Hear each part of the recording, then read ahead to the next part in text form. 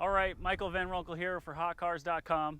I'm on a levee on the bank of the Colorado River, right between Needles, California and Laughlin, Nevada. That's because this is the start of the Mojave Road Recreational Trail. I'm here with two Mitsubishi Monteros and my dad.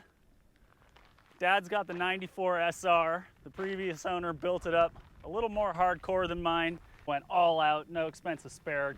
He's got a front locking differential. He's got the double overhead cam engine. He's got re-geared transfer case to help cope with the 35-inch tires.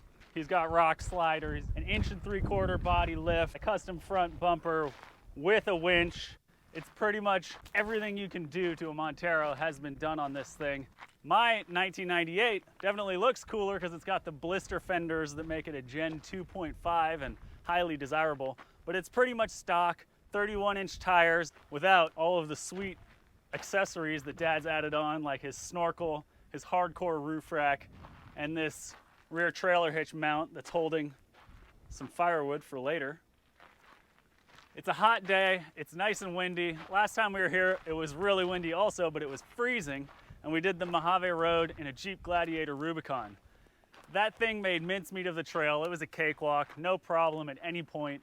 I'll be curious to see how these 25-year-old trucks do. To prepare for the road, I put on Old Man Emu rear springs and replaced my fuel sending unit and fabricated this custom gas can mount. That's because this is about 130, 150 miles depending on how exactly you do it, and I definitely don't want to run out of gas, and I need to be able to trust my fuel gauge. So let's hit the road, but first I'm going to lock my manually locking hubs, and while I'm doing that, please like this video and subscribe to our channel. It makes a huge difference for us.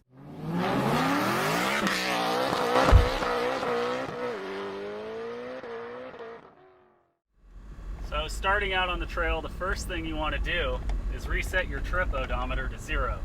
That's because the best resource for driving the Mojave Road is this book about the Mojave Road. And it gives you full-on step-by-step instructions down to the 1/10 of a mile of where to turn, what to look for, and it gives a little bit of some history lessons along the way. And that brings up one of the reasons I'm filming this is I watched a lot of YouTube videos of the Mojave Road before we set out last time, and really it was nothing like what I saw. It was completely unexpected, the kinds of varying terrain.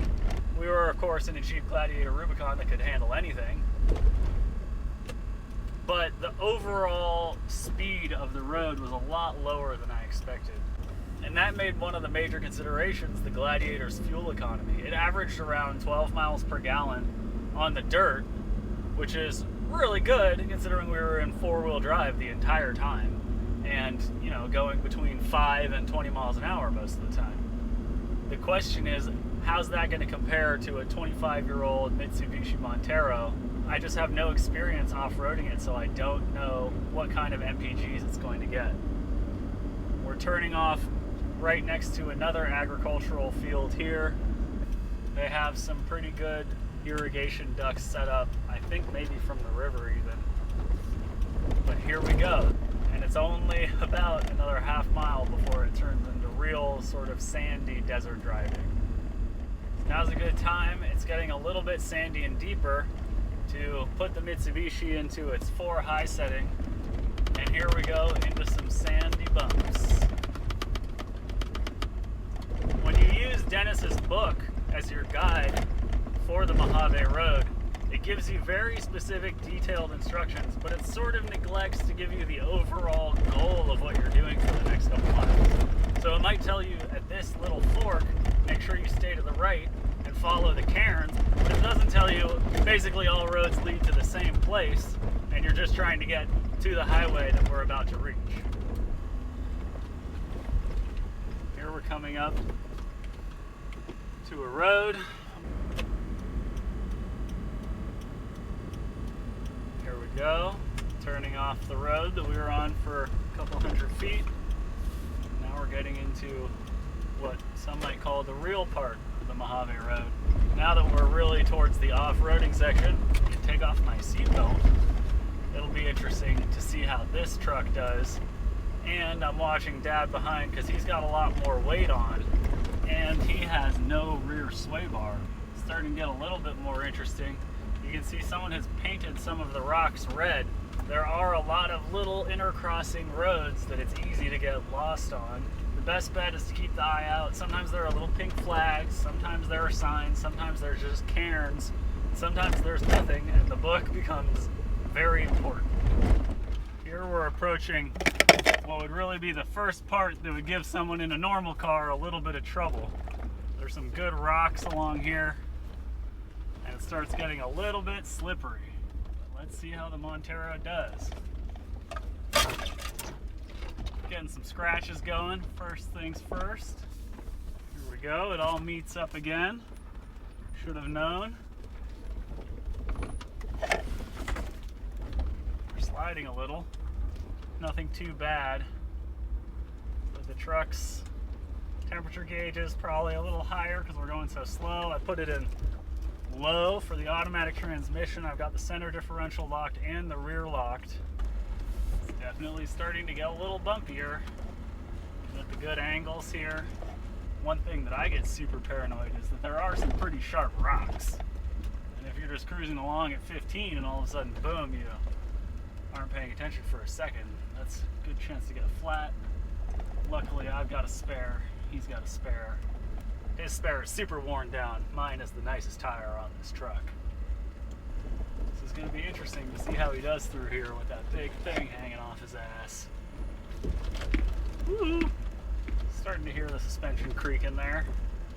Not quite a clunk, but not quite a creak. I'm going to give this a try by putting it into 4 low. Put it into neutral. Roll back a little. Now we're in 4 low with the automatic transmission in low also.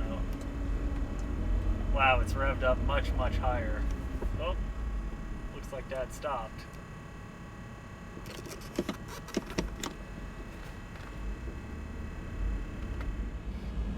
So we're just shy of 10 miles in. We've lost 1 GoPro to the heat. Both of the Monteros were starting to creep up on the cooling gauges. And what we've discovered is mine is happiest in 4 low on the transfer case and in second gear, cruising at around 1800 to 2200 RPMs at these speeds. Dad's, because he's got the differently geared transfer case, when he's in 4 low, he needs to be in third. And he's saying he's going about 2200 to 2500 RPM. So that's a sign of those upgraded gears that the previous owner Derek installed. This is all just part of getting to know these trucks. We've got 1 GoPro back, so now we've got 2. Turn the music down for you. We're coming up out of the wash into a area. It's got more jumping choyas. There's a big one. Here's a sign for the Mojave Road and a cairn. We've got a lot of creosote in this area, some of the oldest plants in the world. And here comes some of the steeper terrain in this portion of the Mojave Road. So I'm going to put it into low here and lock my rear diff. So I'm going to go first, sort of to the left here, as best we can. It's the steep breakover. That was the front left wheel and tire being off the ground. Be curious to see how Dad does. That big thing hanging off his rear end. This truck is doing this no problem whatsoever, except that I just drove a little bit off the edge of the road trying to avoid the steepest section. Take it nice and slow up in here. These are some nice undulations. I'm going to pause and go film Dad. See how he does with that little section. With his additional suspension travel, but also because he's got so much more weight.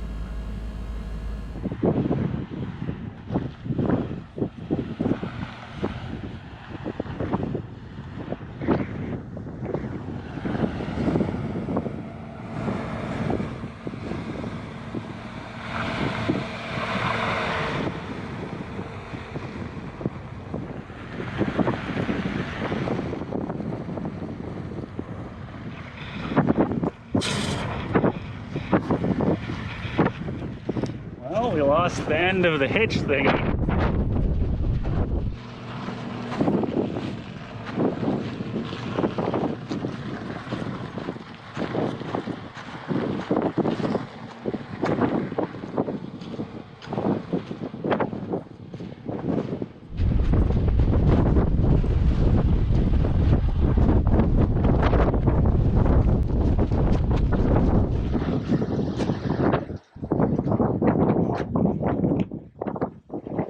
lost your trailer hitch cover. But you just dragged for a moment. Letting Dad go ahead now, just so that we have a chance to watch him go over some of this stuff. This almost stock Montero is still kicking ass. I think it's just the shorter wheelbase more than anything. The Gladiator's long wheelbase made it so like you hit a bump and then you'd have to like wait a little bit, and then the rear would hit. There's a good shot of his entire underbelly. Look at that thing. Just climbing up those hills. This time he avoided the most treacherous route down. My brakes do squeak. The Gladiator's brakes never made a peep. They're absolutely silent. I don't know how they did that. Now we're just about 13 miles in. What's amazing is that there are actually people living out here. You can see little structures off between us and Highway 95 where you can see a truck passing. Here's some last little ups and downs, whoop-de-doops. If I unlock my center differential, not a huge deal. We're just going straight. Straight across real quick. It's a really nice looking road. Very fresh asphalt. There we go. Ooh, back on. Well, now that we've crossed the 95, it's going to be pretty flat for a while. I've put it back just into two-wheel drive. The 95 is a good out. You know, if you were driving along and you're 14 miles in and you're starting to have some problems with your truck, you could drive north or south and be in civilization probably in half an hour or less. Or just call AAA. Right now my gas gauge is still showing pegged at the top, which is good, but we've only got 14 miles. So we're like a tenth of the way through. So I think that these Monteros are going to do just fine. Especially because a lot of that was uphill, going slow in the sand, stopping and figuring out our transmission settings. Did we need those extra gas cans? Probably not, but you never know. And of course, the gas cans look awesome. Apparently, this part of the Mojave Road, the desert here, was used for war games back in World War II. And they tore it up with tanks. It's hard to catch on camera, of course, but you can just tell that this isn't quite what it should have looked like, even though this is also sort of a little bit of a wash. We're coming up on a falling down Mojave Road sign. This is the road crossing a county maintained road.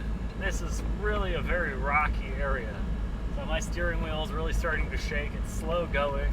There's not really anything too challenging. It's just a matter of trying to avoid any of the bigger rocks as we get up towards Fort Paiute, which was established because there is a year-round natural spring that continually produces water just because it comes from a higher elevation plain on the other side of this mountain range. And all the water in that sort of catch basin aquifer then flows through this little gap behind Lookout Mountain. This would definitely be an excellent area to air down if you have a compressor handy. In some ways, we're 21 plus miles in. The Monteros do this a lot better than the Gladiator. It's a little more comfortable. The seats are definitely miles away more comfortable. There's a lot more visibility, but the suspension is a lot softer. So each little bump isn't completely jarring. And given that this Montero probably cost 1/20th what a Gladiator would cost new, and overall I'm super impressed. The only concern here is the wind.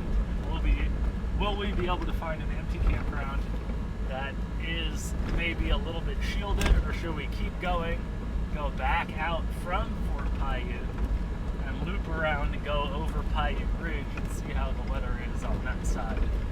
And as I said that, a dust devil just went by, so it's definitely pretty windy. I think we passed pretty much the last campsite. Oh, this might be another one. I have a feeling this is probably where we're going to want to camp tonight.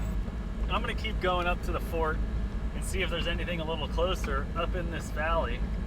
After Fort Paiute, we'd be going up, and the next campsite that we can remember is all the way on the top of the ridge, and it seems like that's probably going to be the windiest spot. But I'm going to park up here and walk around a little and show you some of the ruins. They have a little pagoda, if you will, showing some of the history and some of the geological formations that lead to the natural spring here. The springs are sort of what lays the Mojave Road out. They were just going from spring to spring, so this would be 20 plus miles from the Colorado River, which is a long day on foot. Well, we made it to Fort Paiute. Woke up at 5:30, hit the road, got on the Mojave Road itself by around 11:30, maybe 12. And this is the fort, or the remnants of the fort. Somehow, this was where they housed the entire troop of soldiers. It's pretty amazing. There's supposed to be a nice creek down there. I'm truly amazed that there's no one else here today. It is a Tuesday. We've passed, by my count, 7 cars on the drive so far. And that's it, and we haven't spotted a single other group that wants to camp around here. We're gonna set up camp, try and create some sort of a windbreak, maybe by backing the 2 trucks up next to each other and putting a tarp between them, and get ready to hunker down for the night. At least it's not freezing cold like last time we were here.